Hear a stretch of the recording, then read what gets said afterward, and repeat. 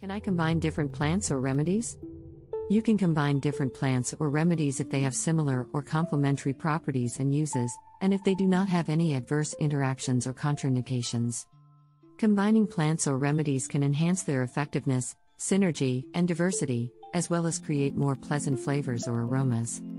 However, you should also be careful and informed when combining plants or remedies, as some combinations may be harmful, ineffective, or unnecessary. You should always consult your doctor or herbalist before trying any combination of plants or remedies, especially if you have a chronic condition, are pregnant or breastfeeding, or are taking any medication.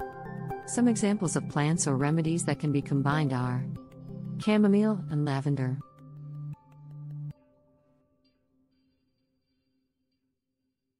These two herbs can be combined to make a relaxing tea or oil that can help with insomnia, stress, headaches, and depression.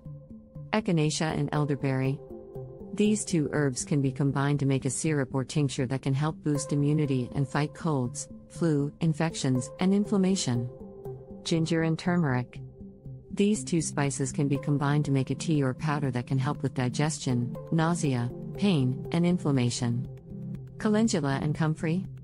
These two herbs can be combined to make a salve or poultice that can help with wounds, burns, rashes, and skin infections. Peppermint and lemon balm. These two herbs can be combined to make a tea or oil that can help with digestion, gas, bloating, and mood. These are some of the examples of plants or remedies that can be combined. You can also refer to the guide that comes with the kit for more specific instructions and recipes for each plant.